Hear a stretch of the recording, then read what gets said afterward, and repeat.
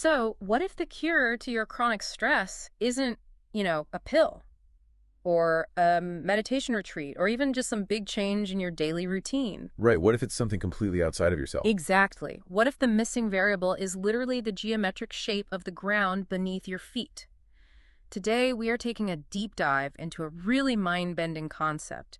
We're looking at a specific region of the Earth that essentially acts as an ecological womb. Yeah, a place where the topography, the atmospheric pressure, and even the magnetic fields are just, well, perfectly calibrated to optimize the human nervous system. It sounds totally like science fiction when you first hear it. It really does. I mean, we are so used to treating the human body as this closed loop, right? We are totally separate from our environment. Right. But we're actually an open system. Yeah. We are constantly negotiating with the atmospheric and geological realities around us.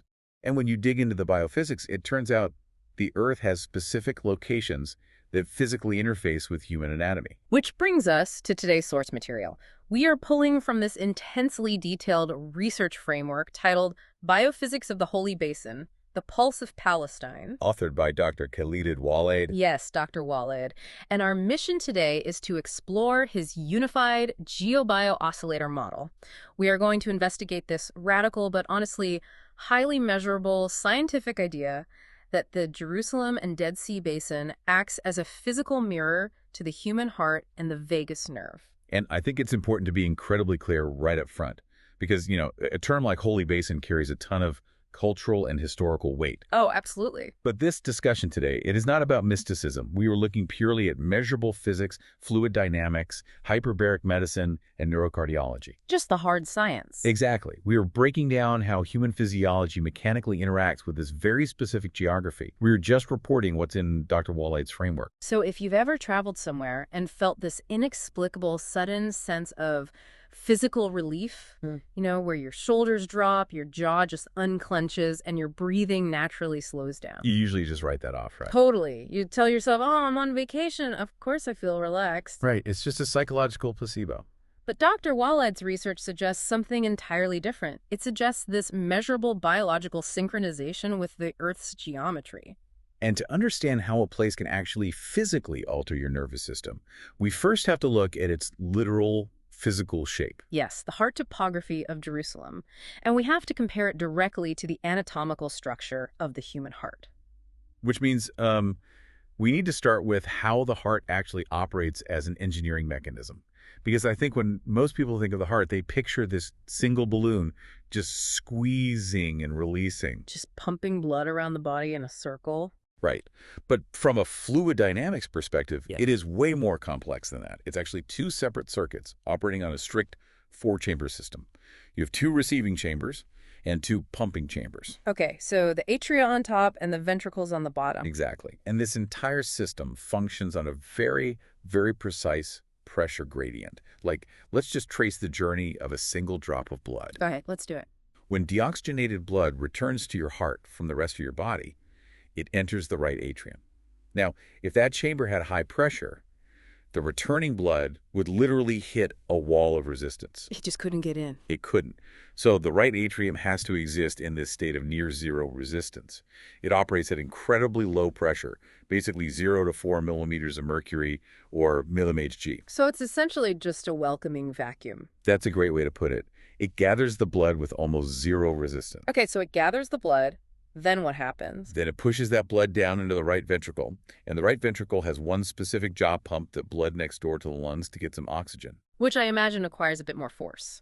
It does. So it operates at a systolic pressure of about 15 to 30 mmHg. Then, once the blood is freshly oxygenated by the lungs, it comes back into the left side of the heart. Entering the left atrium. Right, which sits at a resting pressure of about 8 to 10 mmHg, and finally it drops into the left ventricle. And the left ventricle is the powerhouse, right? Like that's the chamber that has to fight gravity and push blood all the way down to your toes and all the way up to your brain. Precisely. Yeah. And to achieve that kind of systemic circulation, the left ventricle has to generate a massive amount of force. It operates at roughly 120 mmHg. Wow, okay. So look at that escalation. You start at a baseline of 0 to 4, step up to 30, rest at 8 to 10, and then explode to 120. Okay, let me unpack this for a second, make sure I'm visualizing it right. You have this extreme variation in pressure right next to each other in this one organ. how does the blood not just slosh backward when that 120 millibhg chamber squeezes? Right. That is the genius of the whole system. That massive pressure gradient from very low to very high, that is what drives the blood forward. But it's the heart valves that make sure it is strictly a one-way street. The valve snaps shut. Exactly. When the high-pressure ventricle squeezes, the valve behind it snaps completely shut. The blood can only go forward. And in physics, the mathematical equation for this flow is driven by delta P, right? The change in pressure. Yes. The heart is basically an elegant solution to a very complex hydrodynamic problem. How do you maintain a continuous unidirectional flow of two completely different fluids, oxygenated and deoxygenated blood, without ever letting them mix? It's an incredible piece of biological plumbing, and here is where Dr. Waleed's framework introduces the geographic mirror. And honestly, the structural parallels are pretty mind-blowing. They really are. So if we look at the old city of Jerusalem, it doesn't just sit on a flat plain, and it's not perched on top of a single peak either. It sits in this natural basin surrounded by exactly 4 main peaks. Which he refers to as the Quad Basin. The Quad Basin, right. You have Mount Scopus in the northeast, which is about 2,715 feet, then the Mount of Olives to the east at 2,665 feet, Mount Zion to the southwest at 2,550 feet. And Mount Moriah. Right, Mount Moriah at 2,440 feet. So you have these 4 distinct elevated boundaries encircling a central depression. The center of the old city itself is at a much lower elevation, sitting right around 760 meters. So roughly 2,500 feet. It's essentially a bowl. Exactly, it's a bowl. And how does fluid, whether it's water from a rainstorm or the flow of cold, dense air, how does that drain out of a topographic bowl? Well, it drains through exactly 3 deep wadis, or valleys. You have the Kidron Valley, the Hinnom Valley, and the Tarapina Valley. These 3 deep ravines just cut through the basin and eventually meet to the south, acting as these massive drainage channels. So if we take a step back and just look at the raw geometry, Dr. Waleed is pointing out this functional mathematical matching between the organ in your chest and the topography of this land. The peaks and the valleys. Right. The 4 peaks act identically to the atria. They are the high elevation boundaries that gather the incoming elements, the atmospheric flow. Okay. And the low center, the old city, acts like the ventricles. It's the lowest pressure center gathering all that flow. Yes, gathering the cold air and water from those 4 peaks. And so the 3 wadis, those valleys, they're acting exactly like the heart valves. Exactly like them. They are one-way drainage channels. Cold air and water flow down into the basin, and because of gravity, they exit through the wadis. And because the topography of these valleys is so steep, there's no natural reversal. They can't flow backward. Right. The air and water literally cannot spontaneously flow back up into the old city or onto the peaks without some massive unnatural injection of thermal energy. It's mathematically identical to how blood can't flow backward into the atria unless a valve catastrophically fails. Exactly. Both systems solve the exact same engineering problem. They maintain continuous, one-way flow without mixing. So, just like blood flow in the body is driven by delta P, that change in pressure, this geographic basin operates on a strict altitude gradient, a delta H, the change in height. Yes, which forces the air and water in one continuous direction. Okay, but I have to play the skeptic for just a moment here. Okay. Because it's a beautiful metaphor, right? It's highly poetic. It is. But couldn't this just be, pareidolia, that tendency of the human brain to see patterns in random shapes, like seeing a face in the clouds? I mean, how does the physical shape of a valley actually reach inside my body and change what my nervous system is doing? That is the critical question. Hey. And it's exactly where Dr. Waleed transitions away from geometry and into hard atmospheric physics and hydrodynamics. Because shape alone doesn't do anything. Right. Shape doesn't change your biology if it exists in a vacuum. But this shape doesn't exist in a vacuum. Yeah. The quad basin geometry dictates the direction of the flow, but it's where it directs that flow that really matters. The wadis funnel everything downward into the absolute lowest point on the surface of the earth. And that extreme depth is where this whole physiological impact goes from being a neat structural analogy to measurable clinical medicine. Right, because geography operates on those same hydraulic principles. So let's trace this flow. We go from the high peaks of Jerusalem down through the 3 wadi valves, descending drastically into the Dead Sea Rift. The shape directs the flow, but the depth creates the pressure. And we are talking about extreme, unparalleled depth here. We really are. The Dead Sea is officially measured at roughly 430.5 meters below sea level. It is the absolute lowest terrestrial point on the planet. That is almost half a kilometer straight down into the crust of the Earth. And descending that far below sea level creates something highly unusual in nature. It creates an open-air, natural hyperbaric environment. A hyperbaric environment. Let's break that down. Think about the atmosphere as an ocean of air resting on top of us, right? At sea level, you have a certain weight of air pressing down on you, which gives us a standard atmospheric pressure of 760 millimilli HG. Standard pressure. But when you descend into the Dead Sea Basin, you are adding nearly half a kilometer of dense air on top of your head. That extra weight physically compresses the air molecules, pushing the atmospheric pressure up to roughly 800 millimeter Hg. Okay, wait. I want to make sure I completely understand what that means for a person actually standing there. I hear the term partial pressure of oxygen thrown around a lot in these kinds of medical discussions.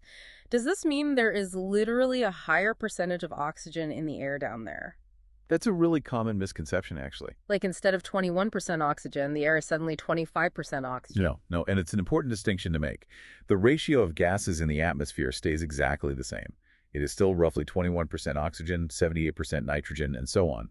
But because the total atmospheric pressure is higher, because the air is physically heavier and denser, the partial pressure of oxygen increases. Okay, so there's the same percentage of oxygen, but the molecules are just packed much closer together. Exactly. Imagine a suitcase. Okay, suitcase. If you have 21 shirts in a suitcase, that's your standard air at sea level. If you sit on the suitcase and compress it, zip it up tighter, you still have 21 shirts. But they take up way less space. Ah, okay. So if you take a deep breath at the Dead Sea, you are pulling in a much denser volume of air. Dr. Waleed notes that this increased density results in a 5 to 7% increase in the partial pressure of oxygen actually entering your lungs. Wow, that is a huge distinction. That means your body is getting up to 7% more oxygen molecules with zero extra effort. None. You aren't breathing faster, you aren't breathing deeper, but every single breath is just delivering more fuel to your bloodstream simply because the air is heavier. It's just pushing its way into your alveoli. Yes, the environment is literally doing the mechanical work of breathing for you. And this brings us right back to the heart. How so? Dr. Waleed references clinical studies documenting how this directly affects the cardiovascular system. When your blood is naturally superoxygenated by this dense air, your heart realizes it doesn't need to work as hard to supply the body's tissues. Right, because if every pump of blood carries 7% more oxygen, you just need fewer pumps. Fewer pumps or less forceful pumps to keep the system running. This natural hyperbaric condition significantly reduces the mechanical load on the left ventricle of the heart. And we established earlier that the left ventricle is the powerhouse chamber, the one pumping at 120 millimilli Hg. Exactly. And studies show that patients with hypertension who spent just 2 weeks in this specific region saw a sustained, measurable drop in their blood pressure. Really? How much of a drop? The clinical data showed a drop in systolic blood pressure by 17 millimilli Hg and diastolic by 8 millimilli Hg. 17 points on the systolic side. Think about that for a second. People take beta blockers and daily pharmaceuticals for years to achieve a 17-point drop in their blood pressure. You do.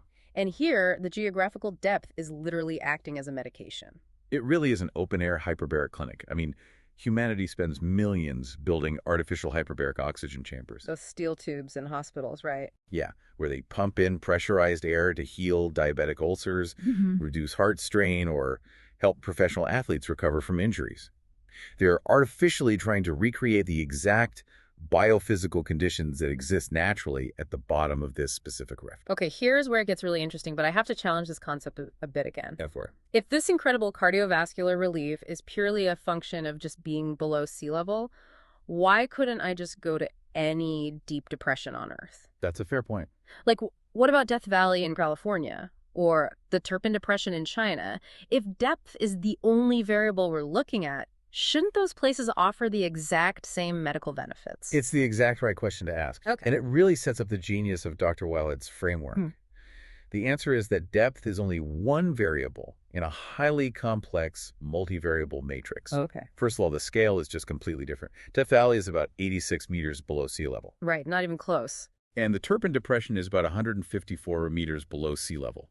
So they provide a tiny fraction of the pressure increase you get at the Dead Sea, which again is a staggering 430.5 meters deep. So the dosage is just way lower. Exactly. But more importantly, depth alone only accounts for the air pressure. It completely ignores the electrical and magnetic environment. Oh, wow. Okay. To understand why this specific basin is entirely unique, we have to look below the surface of the water, We have to look at the salt. Ah, the salt. So this is where we transition from the atmospheric pressure above ground to the tectonic conductive fluids below ground. We're moving straight into the realm of electromagnetism. Which is fascinating. The Dead Sea isn't just a body of water. It is this hypersaline phenomenon. It has a salinity of roughly 34%. Yeah, which equates to around 340 to 345 grams of dissolved salt per liter of water. Just to put that in perspective for anyone listening who hasn't been there, the open ocean is about 3.5% salinity. So the Dead Sea is basically 10 times saltier than the ocean. Honestly, it's not even really water anymore at that point. It's a thick, viscous brine. It is. And that visible lake on the surface, that is just the tip of the iceberg, underneath the basin is a deep, active tectonic fault that is completely saturated with these hypersaline metamorphic fluids. Okay, so we've got a massive underground saltwater lake. Yes, and we need to think about this through the lens of physics. What is salt water, fundamentally? That's a conductor, right? It is a solution of ions, sodium, chloride, magnesium, potassium. And in physics, a massive, deep geological reservoir of highly concentrated ions acts as a giant electrical conductor. Okay, so we have this massive geological battery, or a giant conductor, just buried under the basin. But how does an underground lake of salt affect the rhythm of my heart? To connect those two things, we have to go back and look at how the heart actually functions. We talked about it earlier as a mechanical pump, right? Right, the squeezing and the pressure. But what triggers the squeeze, the human heart, is fundamentally a pulsing electromagnetic oscillator. Okay. The heart's electrical system, which is driven by the sinoatrial node, operates at a fundamental frequency of around 1 hertz, Yeah. meaning about 1 electrical pulse or 1 beat per second. Right, like when you go to a hospital and they hook you up to an EKG, they aren't measuring the physical squeeze of the muscle. No. They're measuring the electrical current that travels through the heart to trigger that squeeze. Exactly. And because your heart is an electrical organ, it is highly, highly sensitive to external magnetic fields. In cardiology, we measure the health of this system through something called heart rate variability, or HRV. HRV, yeah, that's a huge metric right now in wellness. It is. HRV is the measure of the microscopic variations in time between each heartbeat. You actually don't want your heart to beat like a perfectly rigid metronome. You want some flexibility. Yes. High HRV means your nervous system is adaptable, resilient, and relaxed. It can speed up or slow down instantly based on what you need in that moment. But low HRV. Low HRV means your heart rate is rigid, which is a key sign that you are stressed, fatigued, or stuck in a state of fight or flight. So we have this very delicate internal electrical pulse in our chests. How does the Earth's magnetic field interact with that? Well, the Earth has its own geomagnetic oscillations. These happen primarily in the ultra-low frequency, or ULF range, which is about 0.5 to 3.0 millihertz. Okay. But when there are solar flares, or geomagnetic storms, the Earth's magnetic field becomes chaotic. It creates all this magnetic static. And clinical studies have shown that during these geomagnetic storms, the very low frequency activity in the human heart drops by a massive 25%. Really? Yes. A solar flare millions of miles away can drop human heart function by 25%. You really can. When the Earth's magnetic field becomes noisy and chaotic, our internal electrical system just struggles to filter it out. Yeah. This drop in HRV is directly linked to an increase in psychological stress, physiological strain, and even a higher incidence of cardiac arrhythmias. We are literally tethered to the magnetic weather of the planet. We are. That is slightly terrifying, to be honest. It implies that a significant portion of our daily stress or cardiac strain isn't just from our jobs or our diets. It's from this invisible magnetic static that we have absolutely no control over. Exactly. So how does a massive underground pool of 34% salt water solve this problem? Dr. Waleed's research points out that this massive hypersaline tectonic fault acts as a natural fluid Faraday cage. A Faraday cage. Okay, let's explain what that is in this context, just so everyone's on the same page. Think of an airplane getting struck by lightning mid-flight. Okay. The passengers inside are perfectly safe, right? Because the metal shell of the airplane is highly conductive. It catches that electrical charge and routes it completely around the cabin, leaving the inside environment totally untouched. So a Faraday cage is basically a conductive shield that blocks electromagnetic fields. Exactly. And the salt water under the Dead Sea is acting like the metal shell of that airplane. Oh. Because the 34% saline fluid is incredibly conductive, it modifies the Earth's magnetic field lines in that specific localized area. It filters out the chaotic magnetic noise. both from geomagnetic storms and from high-frequency, human-made electromagnetic radiation. It just absorbs it all. It absorbs and diffuses the static, creating what geophysicists call a clean magnetic window. It actually registers as a local negative magnetic anomaly of about 10 to 20 nanoteslas. So it shields the physical space above it. Yes. Think about the symmetry here. It's amazing. Your blood is a precisely regulated saltwater solution, right? It's roughly 0.9% sodium chloride. Correct. And your nerves fire using sodium, potassium, and calcium, which are all electrolytes. So when you stand in the Dead Sea Basin, your internal saltwater electrical system is syncing up with a massive external saltwater electrical system. It's mirroring it. It's like plugging a highly sensitive piece of audio equipment into a perfectly calibrated power grid with zero static. The hum just disappears. That is the exact mechanism. Because of the Faraday cage effect of that tectonic fault, the space you are standing in has incredibly low electromagnetic noise. Your heart's pacemaker, the sinoatrial node, suddenly doesn't have to work overtime to filter out the background static of the planet. And freed from that interference, your heart can beat with perfect coherent variability. Your HRV just naturally stabilizes. Exactly. This totally redefines the concept of getting away from it all. It really does. Like when you feel profoundly peaceful in a place like this, it's not just because you put your smartphone on airplane mode. Your nervous system is literally physically being shielded from the electromagnetic static of the modern world. Your heart is taking a break from the invisible magnetic chaos that usually surrounds us. And that leads us to the dynamic mechanism of how all of this actually interfaces with the brain. Right, because we've established the shape of the basin, the hyperbaric pressure giving you more oxygen, and the tectonic salt providing a magnetic shield. But the system isn't just static, is it? No, it's highly dynamic. What happens when that dense, hyperoxygenated air begins to actually move through the quad basin we discussed in the beginning? Because air is always in motion. And this brings us to what Dr. Waleed calls the topographic metronome. The metronome, yes. We have the perfect air and the perfect silent room, but now we introduce the rhythm.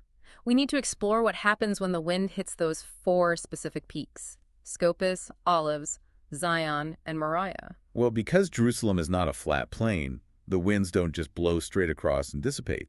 When the wind comes in, it hits these 4 elevated boundaries. The topography causes the incoming winds to bounce, funnel, and reflect downwards, Creating a specific kind of wind. Yes, this creates what meteorologists call katabatic air currents. Katabatic winds, meaning downflowing winds. Yes, exactly. As the air cools, it becomes denser and heavier, and gravity just pulls it down the slopes of those mountains into the basin. But because it's bouncing off these 4 opposing walls, it creates a very specific, slow, and highly stable standing wave. A standing wave of air. Dr. Waleed describes this as a low-frequency topographic resonance. It creates an acoustic atmospheric pressure pulse of exactly 0.1 hertz. Let's break down 0.1 hertz. So hertz is cycles per second. That means 0.1 hertz is 1 cycle or 1 pulse every 10 seconds. Correct. You have this massive invisible wave of air pressure suddenly pulsing in the basin every 10 seconds. And this 0.1 hertz frequency is basically the master key to human neurology. Wait, why? What does 0.1 hertz mean to my brain? It comes down to a really fascinating biological principle called entrainment. Entrained. The human brainstem, and specifically the vagus nerve, are incredibly sensitive to rhythmic environmental pressure changes. Your nervous system is constantly subconsciously scanning the environment to figure out if you are safe. Entrainment is such an amazing concept. The classic physics example is the Christian Huygens pendulum clock experiment, right? Oh, yes, perfect example. Yeah. Back in the 17th century, he put 2 pendulum clocks on the same wooden wall, and he started them swinging at completely different times. But over a few hours, the micro vibrations traveling through the wood from the heavier clock physically forced the lighter clock's pendulum to adjust. Right. They eventually synced up and swung in perfect unison. The more powerful rhythm forced the weaker rhythm to match it. And that is exactly what is happening to your body in this basin. The environment is the heavier pendulum clock. Wow. When you walk into this geographic space, the external topographic resonance, the literal rhythm of that dense air bouncing off the mountains at 0.1 hertz, it subconsciously forces your respiratory system to adjust. Your body entrains to the environment. Yes. Without you even trying, without any conscious meditation or breathing exercises, your breathing slows down to match that pressure wave. And a 10-second cycle translates to exactly 6 breaths per minute. 6 breaths per minute. I feel like anyone who has ever taken a yoga class or used a biofeedback app knows that number. It is the biological magic number. 6 breaths per minute is the clinically recognized optimal frequency for cardioneural coherence. Meaning what, exactly? When you breathe at this specific rate, your heart rate perfectly syncs with your respiratory cycle. And more importantly, this exact frequency mechanically triggers the vagus nerve to release a very powerful neurotransmitter called acetylcholine. Okay, let's follow that chemical chain reaction. So for anyone listening who is sitting in traffic right now or dealing with a stressful email, their breathing is probably pretty shallow, maybe 15 or 20 breaths a minute. Probably, yeah. Their amygdala is firing, pumping out cortisol and adrenaline. But standing in this basin, the literal air pressure forces them to breathe at 6 breaths per minute, releasing acetylcholine. What does that chemical do? Acetylcholine acts as the ultimate neurological brake pedal. Brake pedal. When the vagus nerve releases it, it immediately targets the amygdala, which is the fear, anxiety, and stress center of your brain, and it physically forces it to shut down. It just turns it off. It suppresses the sympathetic nervous system, completely turning off your fight or flight response. At the exact same time, it fully engages the parasympathetic nervous system and the prefrontal cortex. And the prefrontal cortex is responsible for executive function, right? Deep rational thought and a profound physiological sense of calm. Exactly. So if we trace it all the way back, the physical shape of the mountains dictates the rhythm of the wind. The rhythm of the wind forces your breath to slow down to 0.1 hertz. Your breath physically massages your vagus nerve. Your vagus nerve floods your brain with acetylcholine, and that chemical literally turns off your anxiety. It's a complete, unbroken mechanical chain reaction from geology straight to neurochemistry. It is an incredible integrated system. It really is. And the atmospheric phenomena, they don't even stop there. Yeah. Because the Dead Sea is 34% salt water, and the ambient temperature is generally high, you have a massive amount of evaporation. Right. When this highly saline water evaporates and mixes with those stable katabatic wind currents, it generates a massive density of negative air ions. Negative ions. I know people buy those little plug-in ionizers for their bedrooms, but what do they actually do in a massive natural setting like this? Well, in clinical settings, negative ions are heavily researched for their neurological benefits. When you inhale these ions, they cross into your bloodstream and have been shown to accelerate the delivery of oxygen to cells and tissues. Wow, even more oxygen delivery. Furthermore, they are linked to boosting the production of serotonin and dopamine in the brain, functioning almost like a mild, natural antidepressant. So, to summarize the biological state of a human standing in this basin, you are hyperoxygenated because of the depth, which is dropping your blood pressure. Your heart is magnetically shielded by the subterranean salt, allowing your HRV to stabilize. Right. You are subconsciously breathing at a perfect 0.1 hertz because of the mountains, which shuts down your fear center. And you are inhaling negative ions that naturally boost your serotonin. It's astonishing when you stack it all up. It is. Oh, and Dr. Waleed notes something incredible about the wildlife here that proves this isn't just some human placebo phenomenon. Yes, the birds. This region is one of the densest bird migration routes on the planet. Between 500 million and 1 billion birds funnel through this specific narrow corridor every single year. Up to 1 billion birds. It's a massive biological convergence. And the birds aren't just flying blindly looking for a shortcut. They aren't just looking at the ground to visually navigate. No, not at all. Many bird species navigate using specialized proteins in their eyes called cryptochromes. Cryptochromes. These proteins are highly sensitive to magnetic fields. It means the birds can literally, physically see the Earth's magnetic lines of force. That's crazy to think about. They're funneling through this specific basin because their biology is actively locking onto this exact clean magnetic window and the resonant atmospheric stability we've been talking about. So to a migrating bird that's just looking for a safe, low-resistance path, this geography acts as a massive biological beacon. It just draws life toward its stability. So we have all of these elements. We have the shape of the mountains, the hyperbaric pressure of the deep rift, the salinity acting as a Faraday cage, and the 0.1 hertz wind resonance. Individually, they're all verifiable scientific phenomena. Right. They sound absolutely incredible in theory. But how does Dr. Waleed prove that this isn't just a random collection of fun geographical facts? Like, how do we know this actually works together as a unified system in real time? This is where Dr. Waleed's work transitions from a theoretical framework into a rigorous mathematical model, and he proposes a scientific protocol. He doesn't just leave this as a neat metaphor.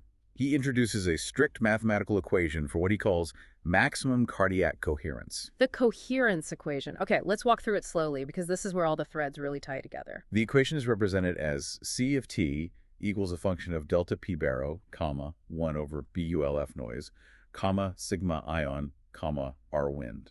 Okay, for everyone listening who didn't major in biophysics, let's translate that into plain English. What exactly are those variables and how do they interact? Simply put, C of t represents the coherence of your heart and nervous system over a given period of time.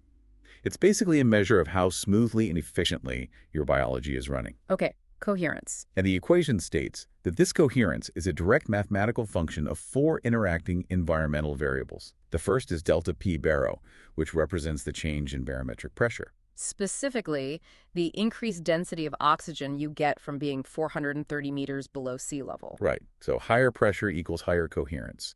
The second variable is 1 over BULF noise. Yeah. B stands for the magnetic field, and ULF noise is that ultra-low frequency magnetic static we discussed. The solar flares and such. Exactly.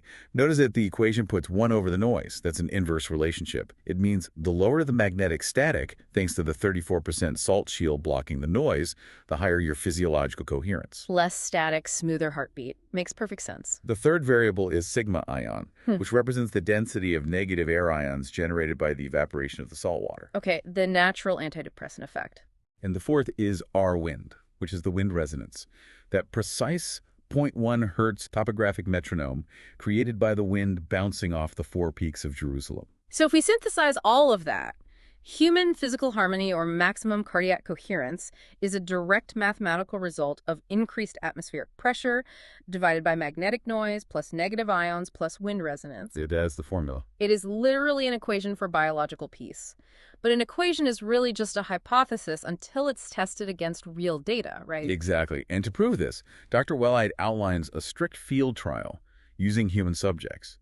The protocol is brilliant in its simplicity. How does it work?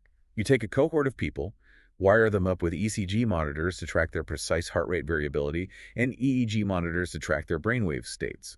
Then you test them in 3 highly distinct geographical locations to isolate the variables in the equation. Let's go through the locations. Location 1 is London. Yes. London serves as the baseline control. It is sitting basically at sea level, so it has standard barometric pressure. It is a massive modern city with deep subway systems and dense electrical grids, meaning it has extremely high magnetic noise. Right. And it has flat urban topography, so there is no quad basin wind resonance and very few negative ions. It perfectly represents standard, modern, stressful existence. Okay, so that's the baseline. Then location 2 is Turpin, China.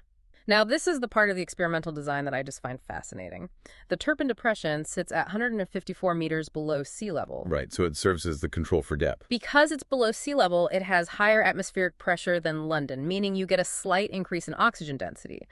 But it is a wide open, dry, dusty, non-salty basin. Crucially, because Turpin lacks that massive hypersaline fluid deep underground, it provides absolutely no magnetic shielding. It is just as vulnerable to geomagnetic storms as London. And because it's completely dry, there's no evaporation to create those negative ions. Exactly.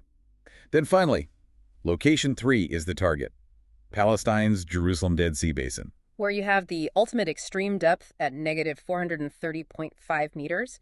You have the 34% salt creating the magnetic shield, the quad basin topography creating the 0.1 hertz wind, and massive negative ion density.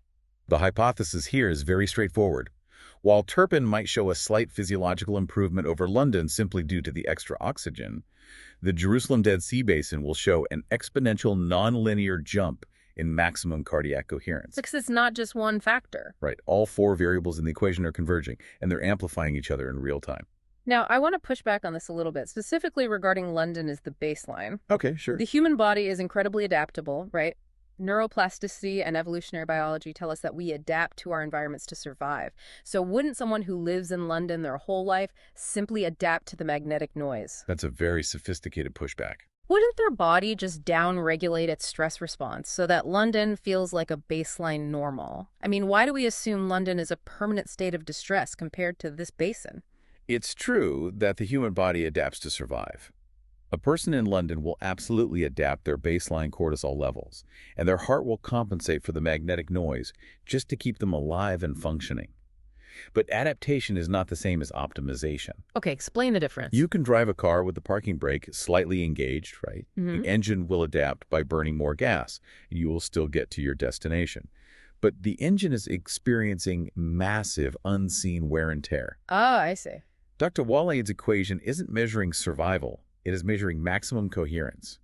When you take that Londoner and place them in the Dead Sea Basin, their body doesn't have to compensate anymore. The parking brake is fully released. Wow. The biological energy previously used just to filter out magnetic noise and pump oxygen-poor blood is suddenly completely freed up. That makes perfect sense. It's the difference between merely functioning and operating at absolute peak mechanical efficiency.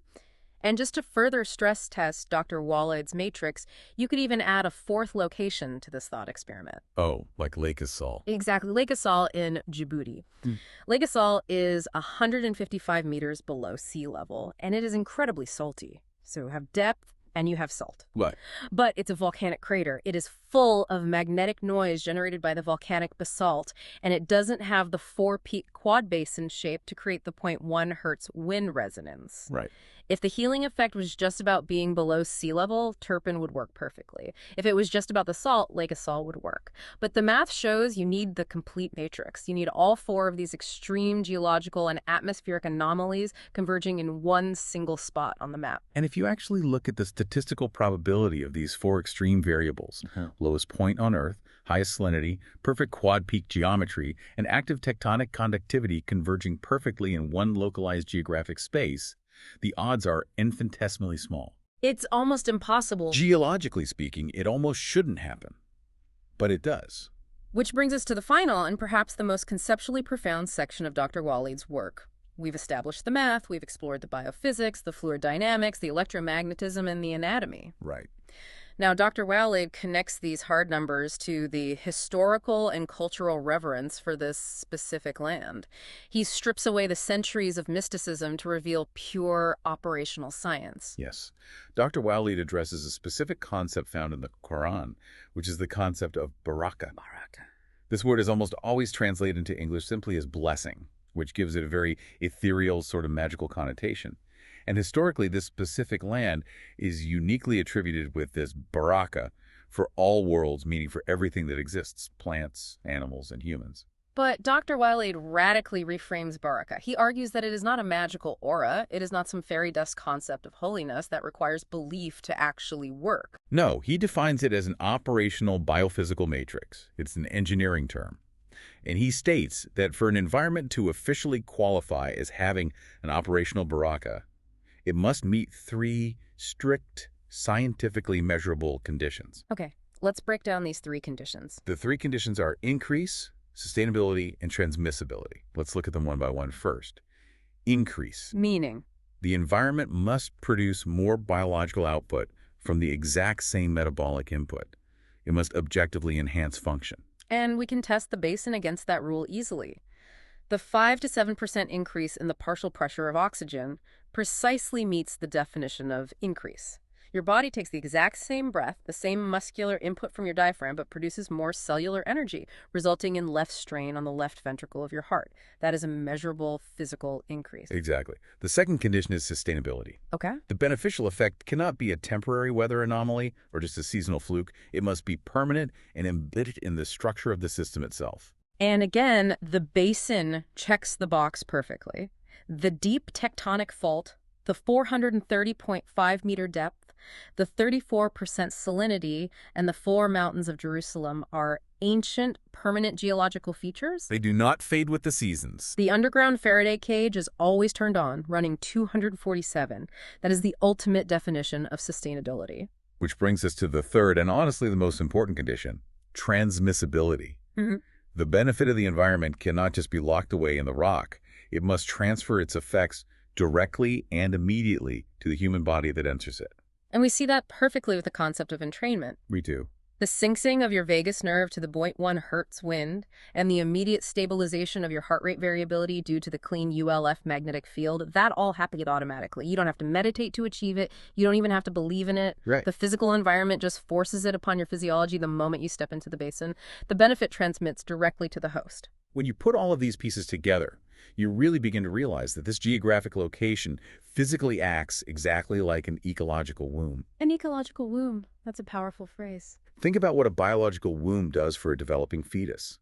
It provides perfect, effortless oxygenation. It provides perfect temperature buffering. It acts as a fluid shield against external shock, and it provides a rhythmic, resonant heartbeat for the fetal nervous system to entrain to. It's the ultimate sanctuary of low resistance. Exactly. And this specific geography places the adult human body in a remarkably similar zero-resistance mode. Because of the pressure, the shielding, and the resonance, the heart, the lungs, and the brain can operate at absolute maximum efficiency with absolute minimum energy expenditure. It essentially returns the human nervous system to its original factory settings. It does. It really changes how you read history.